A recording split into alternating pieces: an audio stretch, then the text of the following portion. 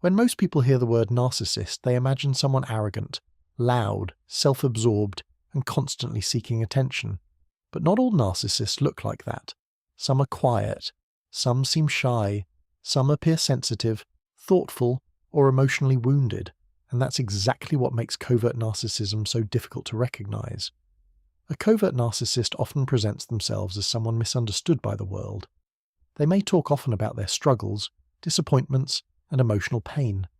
At first, this can create sympathy and a strong desire to help. You want to support them, you want to understand them, you want to be there for them. But over time, something starts to feel off. The relationship slowly begins revolving around their emotional needs. Your feelings become secondary, your problems seem smaller, and somehow every conversation circles back to them. Unlike overt narcissists, who seek admiration openly, covert narcissists often seek validation through victimhood, guilt, emotional withdrawal, or passive-aggressive behavior. Instead of saying, "I deserve special treatment," they may imply, "After everything I've been through, how could you do this to me?" The result is often the same. You feel responsible for their emotions.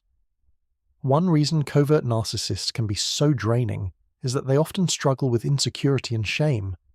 Beneath the surface, many have a fragile self-image. Because of this, even small disagreements can feel threatening. Constructive feedback may feel like rejection. A boundary may feel like abandonment. An honest conversation may feel like criticism. So you begin censoring yourself.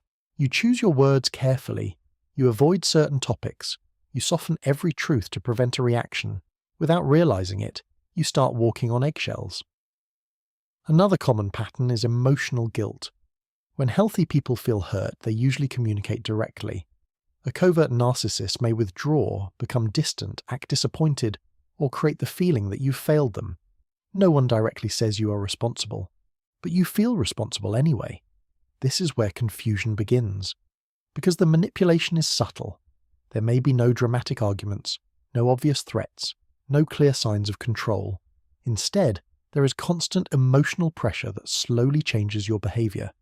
You apologize more often. You over-explain your choices. You prioritize their comfort over your own needs. Over time, this can affect your nervous system. Many people around covert narcissistic behavior become hypervigilant. They monitor moods, they analyze conversations, they worry about saying the wrong thing. Their focus shifts away from their own well-being and toward managing another person's reactions. This is exhausting, not because the relationship is always dramatic, but because the emotional work never stops. One misunderstood part of covert narcissism is that the person may genuinely seem vulnerable.